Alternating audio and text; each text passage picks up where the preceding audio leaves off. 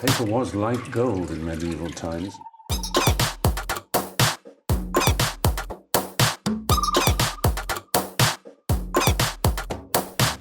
Oh, not tobacco, sugar.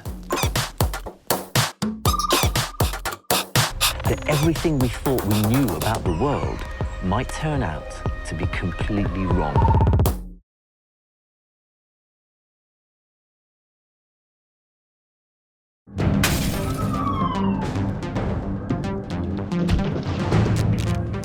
Source of life and cause of death. Water can wash away clues, dilute evidence, and conceal corpses. For investigators, water can be a cunning opponent. For criminals, a most accommodating ally. For the perfect crime, just add water.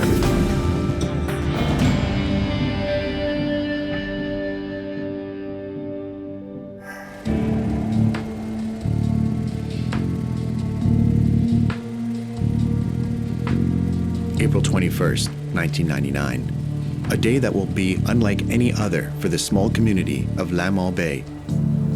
Located in the Charlevoix region of Quebec on the north shore of the St. Lawrence River, this village will soon know the dark side. Our story begins just 100 kilometers south of Lamont Bay in the port of Quebec City. The oil drilling platform, Spirit of Columbus, is docked at the Davie Shipyard in the port of Quebec. Crews are making final preparations for its deployment on the high seas. Early in the day, a worker noticed something floating near the platform. It's a human body that is caught against the massive structure. The platform is only 30 meters from the harbor's entrance. The body is in danger of being swept away by the St. Lawrence River. At the time, I was a homicide investigator with the crime unit at Sûreté de Québec. At 7:30 a.m., a call was made at headquarters to report the body of a woman floating in the port of Quebec. The first officers arrive on the scene at 8:05 a.m. We look at the position of the body in the water and determine how we'll remove it. The decision to remove the body is made in consultation with the coroner and assisted by the drilling platform employees.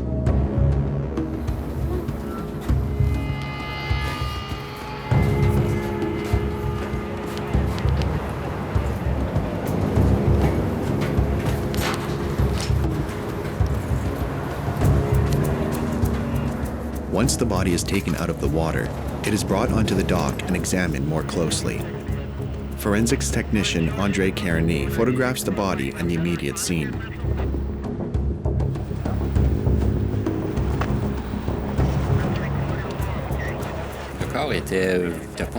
The body was not decomposed.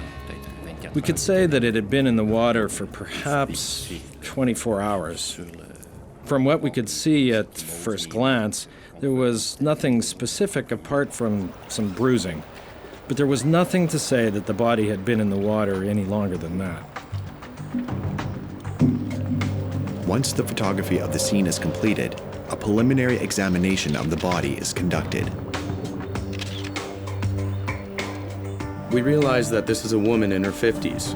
She's dressed in sports clothing, she wears some jewelry, and her face is bruised and swollen. So we decide to take the body to the morgue in Quebec City, where we'll be able to examine it, note its condition, and search for any identification that can tell us who she is.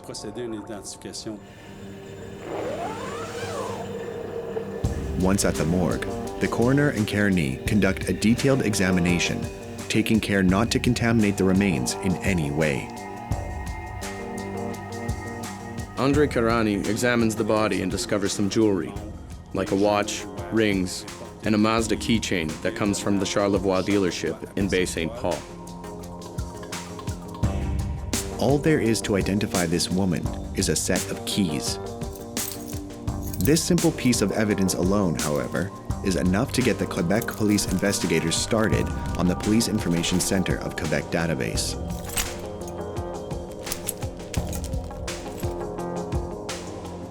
This database is constantly being consulted and updated by all police forces in Quebec.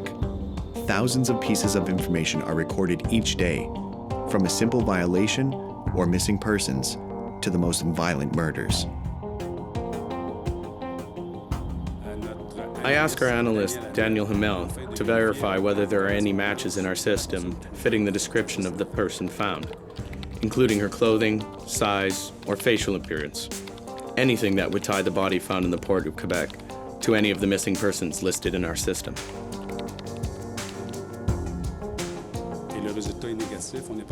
And the result is negative. We are not able to identify the body.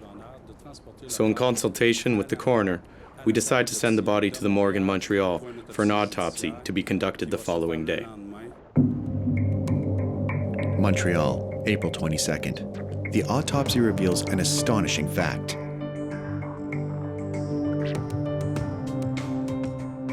During the autopsy, we determined that the person has not been dead for long. We're talking about 24 to 48 hours maximum that the body could have been in the water.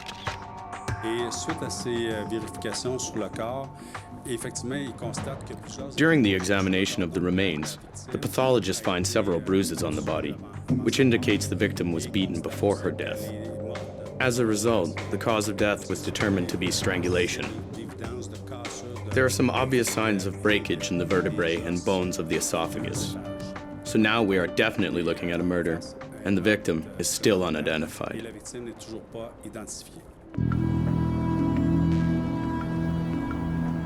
Later that day, in the scenic community of Lamont Bay on the north shore of the St. Lawrence River, the municipal police receive a call. The daughter of a resident asks to meet a police officer. It was the beginning of my shift, a little after 4:30 p.m., when I went to the home to meet with 3 family members. They wanted to inform me of the disappearance of their mother, who was missing from home. Officer Tremblay conducts a cursory search of Lisette Boilly's home, accompanied by one of her daughters. I asked to look around the house, including the basement and the little garage, in order to find any clues. Perhaps there would be something that would explain the mother's disappearance. Mrs. Boilly's agenda reveals she was to meet a certain Jacques Aimant the night before her disappearance. Lamont Bay is a small community, and Tremblay knows the man in question. In the driveway of her home was a late-model Mazda Protégé 4-door sedan. Later, through the CRPQ Police Information Center database, I was able to confirm that the vehicle belonged to Mrs. Boilly. Lisette Boilly's daughter explains to Tremblay that they found her mother's car at the St. Irénée Quay, a few kilometers from Lamont Bay, where she often went to walk. At about the same time in Quebec City, Sergeant Morrissey consults the CRPQ. Officer Tremblay's report immediately catches his attention. Could the body found in the port of Quebec be the missing woman from Lamont Bay?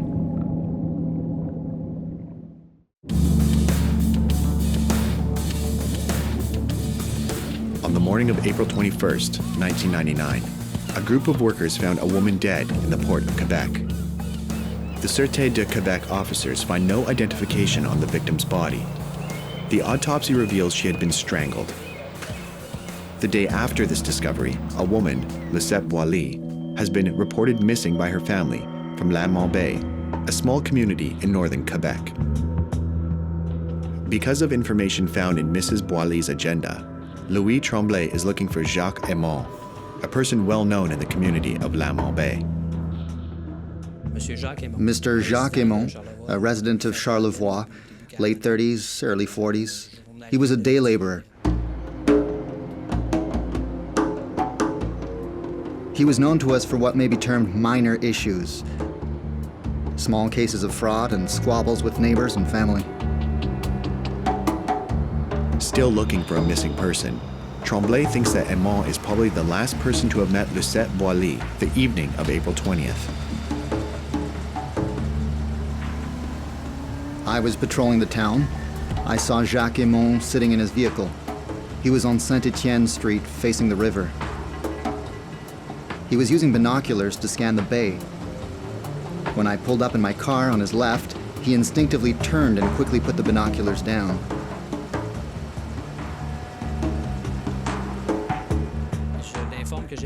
I told him that I wanted to talk to him, and he immediately replied, "We can talk here." I said, "Look, it's a park. It's 6 or 6:15 p.m. There are children everywhere. I'd rather you come to the office." And since we know each other, he didn't argue, and he said, "Well, okay, I'll follow you." Tremblay, accompanied by Aimant, arrives at the Lamont Bay police station. They sit down for a chat. I asked him if he knows the missing person, Lucette Boilly, to make sure I'm talking to the right guy and I'm heading in the right direction. And his answer is, "Yes, I know Lucette Boilly." And right away he fires back, "But why?" It came right away, his answer, "Why?" I told him that as of today, Mrs. Boilly's children had reported their mother missing from her home, and that I was investigating her disappearance. Aimant is tense, visibly nervous. Aimant said he had not seen Lucette Boilly for 3 weeks. Lucette is a massage therapist, and Tremblay knows from her agenda that Aimant is one of her clients. He was getting a bit nervous. He told me, "You accuse me." It was strange how he said it. "You accuse me." Then I calmly reassured him, "I didn't say I accuse you. I need to know who you've seen these days because your name was mentioned to me by her children, and I am investigating." The interview continues for 20 minutes, after which Officer Tremblay suspects that Jacques has not told him everything. Aimant's behavior suggests that there is something fishy. Tremblay continues to talk while walking Aimant to his car.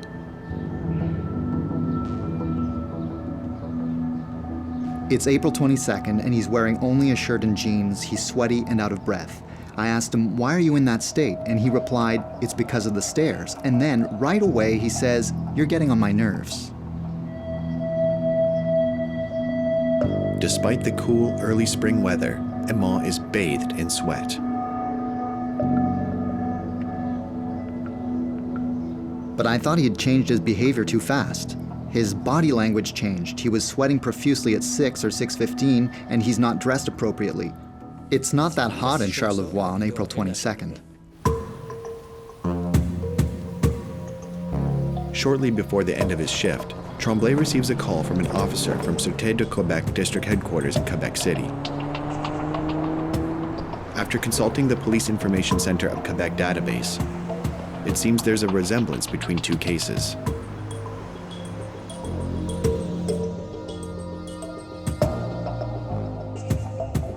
There was a considerable likeness with a body found the day before in the port of Quebec, a female body of about 55 or 60 years of age. They had found a clue on the body of the woman that could potentially lead to the identity of that missing person. A keychain with a key to a Mazda. The next morning, Sergeant Morency's team from Quebec City visits Officer Tremblay to continue the investigation into the body found in the port of Quebec. Tremblay describes in detail his meeting with the family and especially his interview with Jacques Aimant.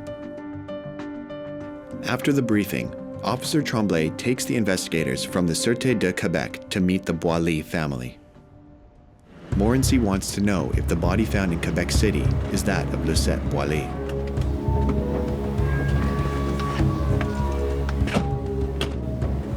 We parked in the victim's driveway. The victim's daughter was in the house, thinking that we were coming to give her details about her mother.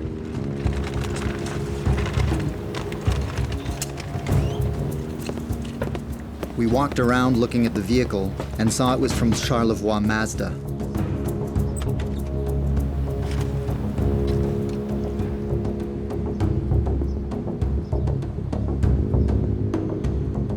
Richard Morency went ahead, knocked on the door while the forensic technician tried to unlock the trunk.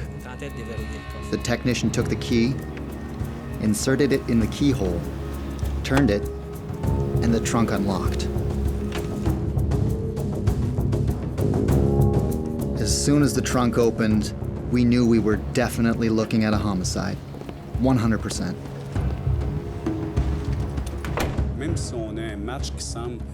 We have a match that appears positive between the description we entered in the system and the description given by Officer Tremblay. I show Mrs. Boilly's daughter the jewelry and keychain that were found on her body. She confirms that the items indeed belong to her mother, Mrs. Lucette Boilly.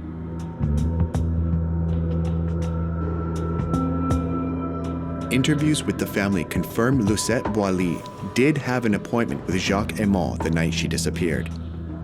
This contradicts Aymon's statement that he hadn't seen Lucette Boilly for 3 weeks. This, in addition to Aymon's apparent nervousness during the interview with Tremblay, compels Morency to take a closer look. Donc, je rencontre la fille de Madame Boilly. So I meet with Mrs. Boilly's daughter, and she shares some information. She tells me that on April 12th, she was taking a walk with her mother.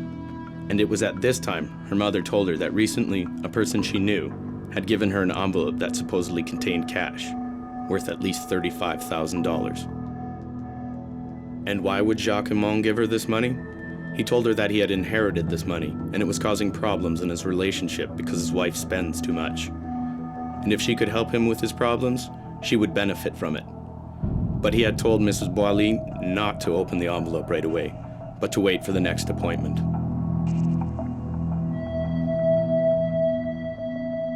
Unfortunately, Mrs. Boilly was curious, and she opened the envelope. There were no banknotes, but instead magazine clippings, cut the same size as banknotes.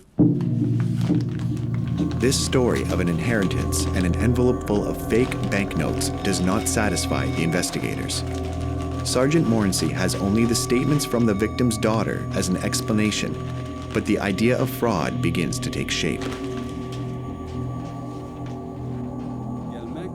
Lucette Boilly's daughter also tells me that shortly before her disappearance, on April 20th, her mother told her that she was going to the quay at Saint-Irénée to meet the individual who gave her the envelope. And Mrs. Boilly's daughter suggested to her that she not go to the meeting, that it's rubbish. You would be a fool to go to this meeting. He's crazy. Mrs. Boilly says, no, I'll go. I'm going to make myself happy and tell him he made fun of me and what he gave me was a joke. Despite warnings from her daughter, on the evening of April 20th, the victim meets the suspect a few kilometers from La Malbaie at the Saint-Irénée quay.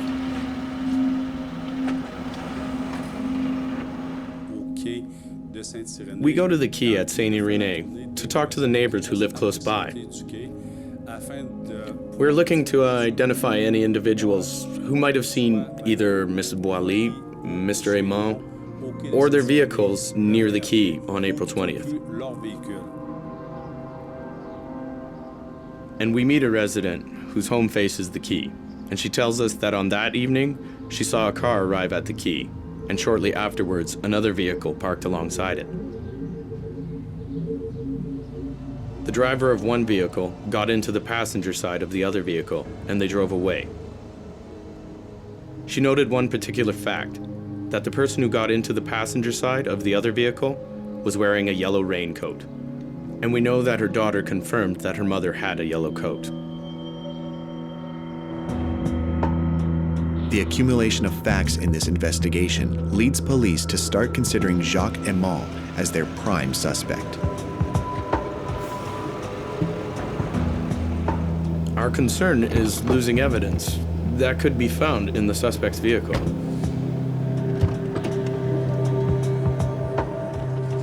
On April 24th, Sergeant Morency obtains 2 search warrants. The first one for the suspect's car, a 4-door Oldsmobile, and the other for his house.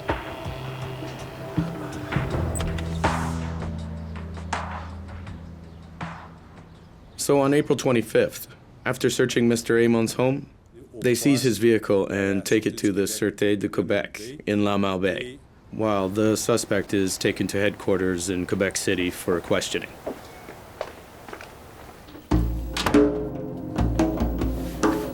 2 other detectives are tasked with Aimant's interrogation. By law, they have the right to keep Aimant for 24 hours before pressing charges. Beyond that, they will have to let him go.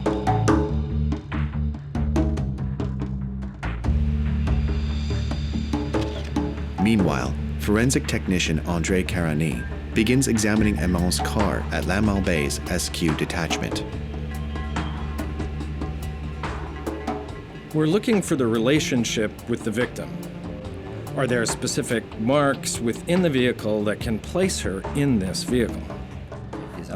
That's what we're looking for. There are the suspect's fingerprints, but because it's his vehicle, his prints are of no value. The only thing that's important is to find a print that matches the victim.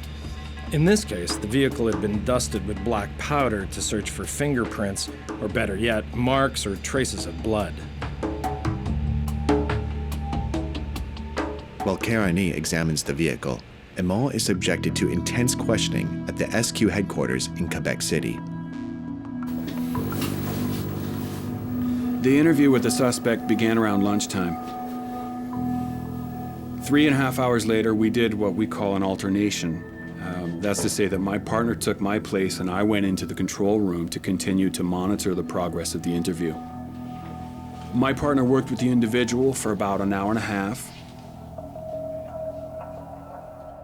And we were increasingly convinced that we had a suspect and not simply a person who had a relationship to the victim. As the interrogation progresses, they build their case and believe they have Lucette Boilly's killer in front of them.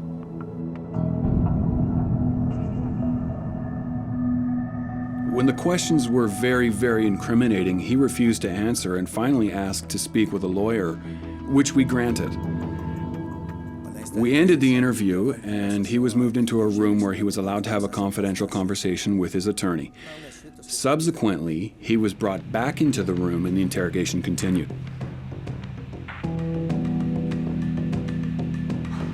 Meanwhile, in La Malbaie, Aimant's Oldsmobile is proving a tough case to crack for seasoned technician André Carani. He decides to use a radical method. Is the beaten-up Oldsmobile hiding evidence of Lucette Boilly's murder?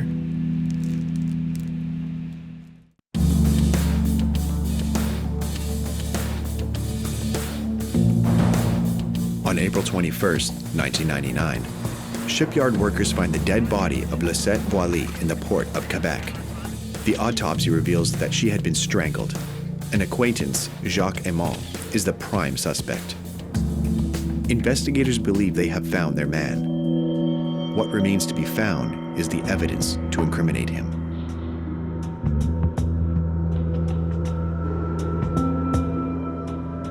Forensic technician André Carani spends days examining evidence collected from Aimant's home and his car.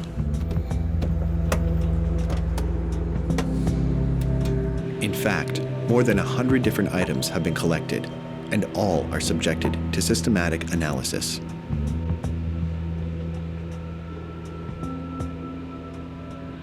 In this vehicle, there were so many things: papers, bottles, cans of lubricant, Kleenex, even magazines. Throughout the vehicle, from the rear to the front seats, we identified all kinds of things. Unfortunately, the efforts of André Carani did not produce any results. Ultimately, he decided to use a radical technique. Cyanoacrylate is basically what is commonly called crazy glue. And when you heat it, the vapors from cyanoacrylate will produce a certain degree of humidity and adhere to the fingerprints. Except that in order to be able to see the fingerprints, we need to add a liquid, a bright liquid that is luminescent. This allows us to use polylight or a laser to reveal the print and to be able to photograph it more easily. But the cyanoacrylate causes a lot of damage in the vehicle. Once the examination is completed, the car is often found irreparably damaged. When a vehicle is destroyed this way, the Quebec police are obligated to reimburse the owner for the value of the vehicle. But when it comes to finding evidence that could convict a murderer, it's a risk that has to be taken. Despite all the resources and efforts on these examinations, Carigny does not produce any evidence that incriminates Jacques Aymon. The interrogation of Aymon at the SQ headquarters in Quebec also reveals nothing new. After 10 hours of questioning, investigators come to an impasse. At some point during the interrogation, he started to cry, and we saw that he was under a lot of pressure. But it was the pressure of living with what he had done. But there was no confession. At the time, we only had our opinion and what we call an investigative hunch. Aymon is on the verge of exhaustion. He closes up and becomes silent. Morency is concerned that further examination could be perceived by a jury as harassment. They decide to release the suspect. Aymon's reaction is amazing. In the blink of an eye, his behavior is transformed as he sees some light at the end of the tunnel. Detective Lamontagne is so surprised by this change that he could not resist a parting remark to Aymon as he leaves.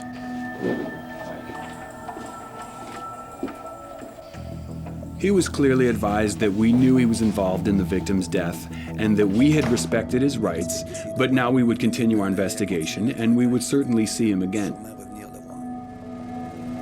The release of Aymon without a confession means that investigators have to pursue other avenues. In the following days, dozens of witnesses are interviewed. C'est ainsi qu'on apprend que M. Aymon, c'est un fraudeur. So we learned that Mr. Aymon is a fraudster. He has manipulated several people in the town of La Malbaie and the surrounding area. The story that he uses most often, that we heard most often, is that he mentioned to people that he invested in pharmaceuticals and it made him a lot of money. And like any good fraudster, he was able to convince people to invest in his company without a prospectus, with nothing, just by his convincing words. Sergeant Morency decides to examine Lisette Boilly's bank statements, looking for significant transactions between Lisette and Aymon. His working hypothesis is that Mrs. Boilly is the victim of a scam gone wrong.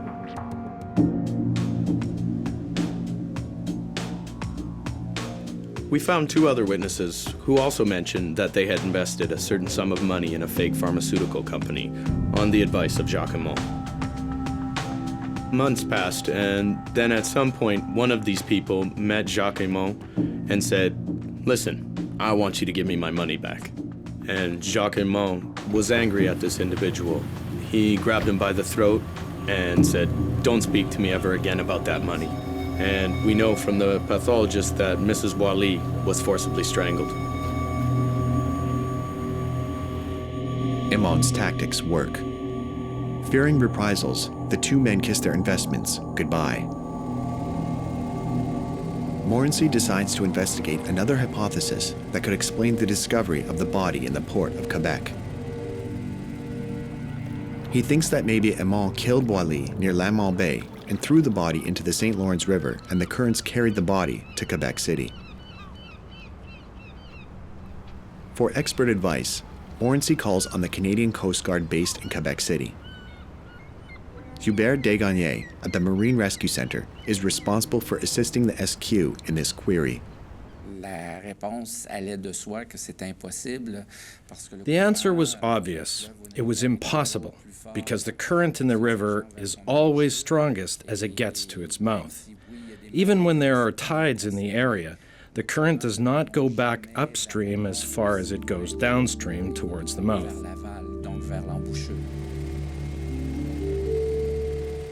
But the police always want a more technical explanation, one that could convince a judge or a coroner beyond any doubt. and explain that it's impossible for a body to drift upstream.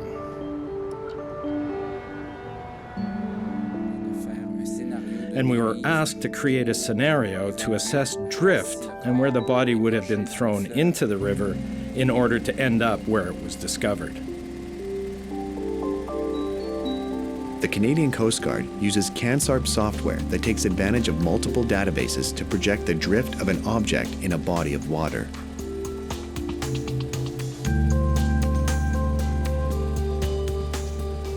The river has its own current that varies with the normal flow of the season. And the wind data from Environment Canada can add to or subtract from the current according to the wind direction and the wind strength. Therefore, an additional constant that can affect the end result. And it can result for a given incident that a body or an object would end up 2, 6, or 12 miles further, depending on the scenario. Very quickly, they realized the St. Lawrence River has no secret current that could bring Lisette Boilly's body back to Quebec City in a few hours. Quite the contrary. We simply input the currents, tides, and everything pointed towards an approximate drift more or less towards the region of Rimouski. So the complete opposite direction of Quebec City. De Gagnet's expertise suggests that Boilly's body was found in the port of Quebec because that's where it entered the water. Meanwhile, Sergeant Morrissey goes forward with the suspected fraud involving Aimant and Lisette Boilly. They obtain Lisette's bank statements. They don't reveal transactions between the victim and the suspect. On the other hand, the police discover some amazing information.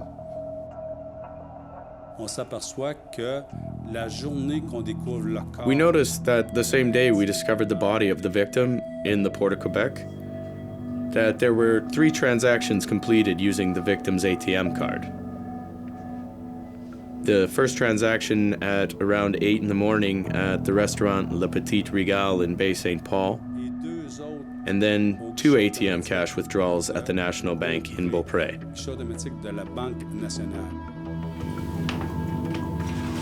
Lisette's family told the police that their mother has only 1 debit card and she always kept it in her wallet.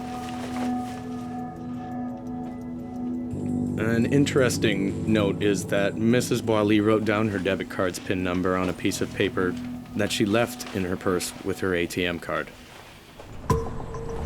Sergeant Morrissey sends investigators to the restaurant in Bay St. Paul and to the bank in Beaupré.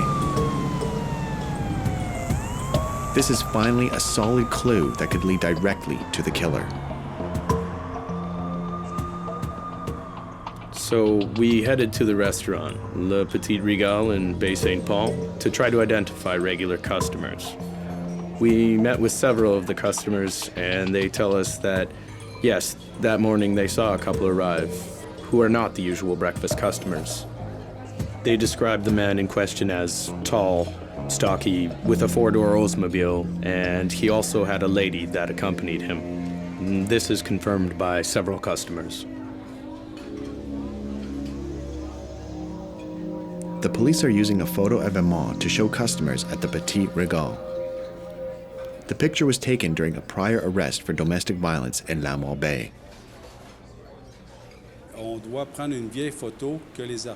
We had to take an old photo from the Malbaie Police Archives. While not 100% certain that it is the person they saw at the restaurant on the morning of April 21st, most witnesses told us that this photo looks like the person they saw that morning at Petit Régal, and that he was not a regular breakfast customer. It is impossible for the customers at the restaurant to confirm the identity of Aimant from an old photo. Sergeant Morrissey asks a judge for a special warrant.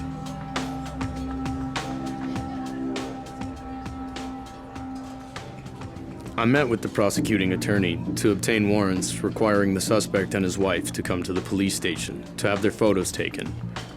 Then we were able to create a new photo lineup. We returned to see the restaurant customers with the new photos in order to obtain a positive identification of Mr. Aimant this time. Cette fois-ci, M. Aymon. 15 days after the body is discovered, Aymon and his wife are served with a warrant and appear at the Lamont Bay SQ office. Will Sergeant Morency get a positive idea of Aymon from a new photo of his #1 suspect? On April 21st, 1999, a woman is found dead in the port of Quebec. The autopsy revealed that she had been strangled. Her name is Lisette Boily. The #1 suspect is Jacques Aymon. He is an acquaintance of the victim and a notorious fraudster. He is questioned at length. The police learn that the victim's bank card was used after her death. In retracing where the card was used, they are trying to confirm that Aymon was the one who used it. Aymon and his wife are brought to Lamont Bay SQ detachment for a photo session. While the forensic technicians proceed to photograph Aymon, in another room, Sergeant Morency questions Aymon's wife.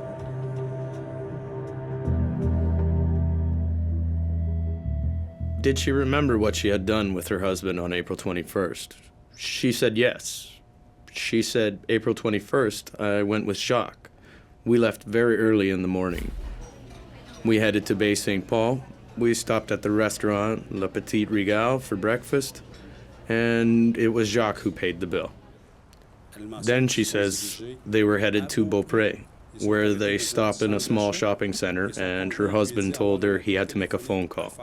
She identifies the corner of the mall where he entered, which corresponds with the entrance to the ATM. Finally, the police have enough evidence to arrest Aymon for murder.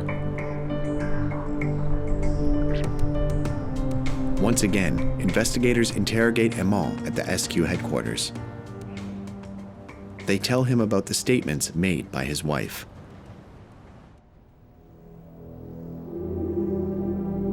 He first wanted to talk to his wife. We said he could not talk to her, but he was shown the statement she had given us.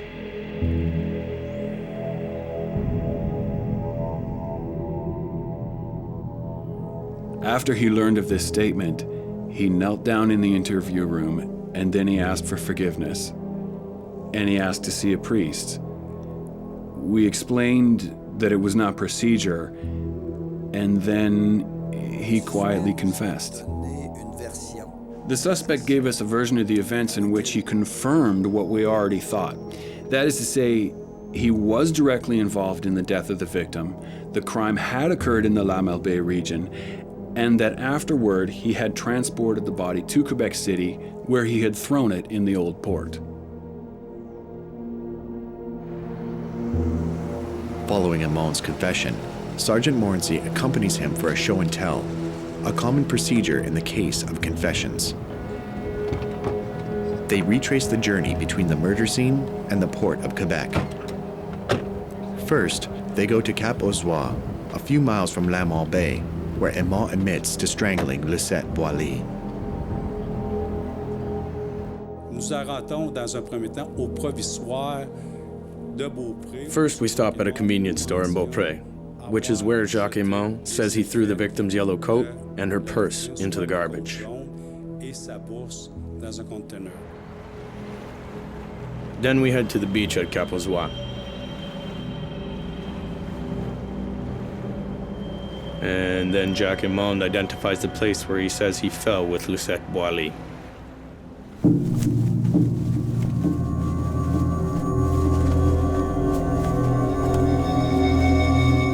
He says that the fall ultimately caused her death. A particular fact when he tells us where he had struggled with the victim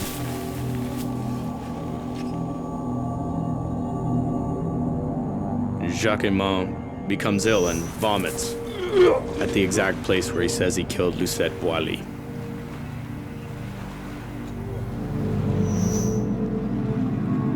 The confessions of Aymon, combined with the evidence gathered during the investigation, enables Sergeant Morency to reconstruct the events of that tragic day.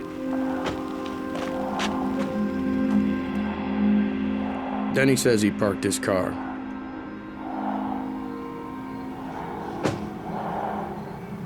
and he walked along the beach, thinking about what he would do. He traveled from Cap-aux-Oies to the quay at Baie St. Paul, with the deceased sitting in the right front seat with her seatbelt on so she wouldn't fall. This is when he decides to put the body in the trunk of the car.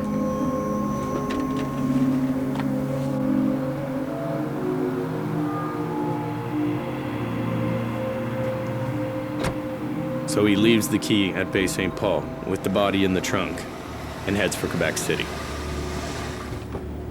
He enters the port of Quebec and travels along the wharf, not far from where the drilling platform, the Spirit of Columbus, is being repaired. He throws the body into the water and returns to Baie St. Paul.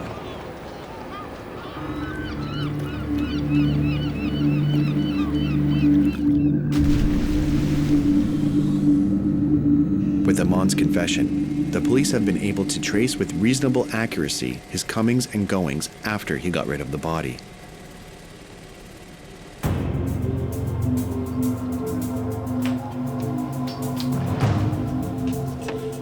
In the morning, Amon returned to La Malbaie.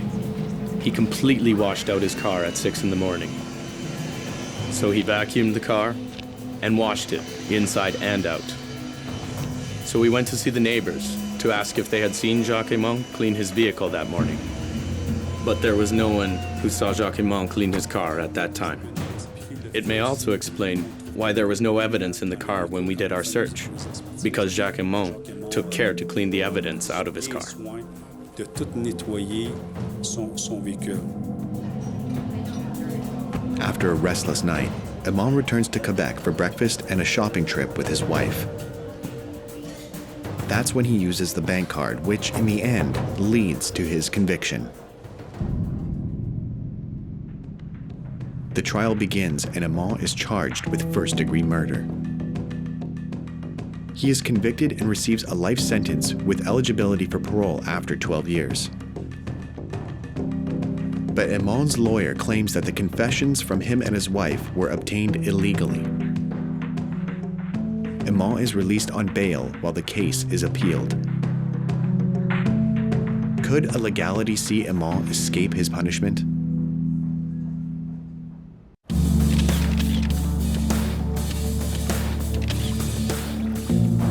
In late April 1999, a dead woman was removed from the waters of the port of Quebec. The autopsy revealed that she had been strangled. The investigation finds her name is Lisette Boilly and was reported missing from her home in La Malbaie. Jacques Aymon, an acquaintance of the victim and a notorious fraudster, is the #1 suspect. Investigators discovered that the victim's bank card was used after her death. Unsuspectingly, Amon's wife confirms that he used the bank. Amon is tried and found guilty of murder. His lawyer appeals the verdict, and in a last-minute turnaround, Amon is granted bail pending a new trial.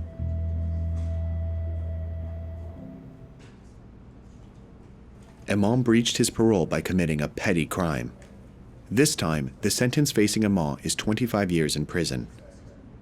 Because he violated the conditions of his bail, he is found guilty and incarcerated at Orsonville in the Quebec City suburbs.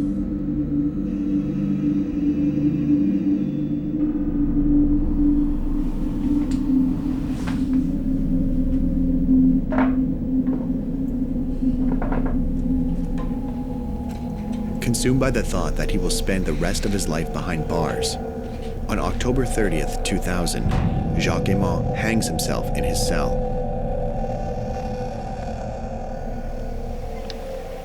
We cannot confirm beyond a doubt what Aymon's motive was. On the other hand, with the information obtained from the witnesses, we strongly believe that the motive was fraud. We believe that the evening Mrs. Boilly formally advised Jacques Aymon that his little scam was over and that she wanted her money back. Jacques Aymon may have gotten angry, as he had become angry with other investors who wanted their money back.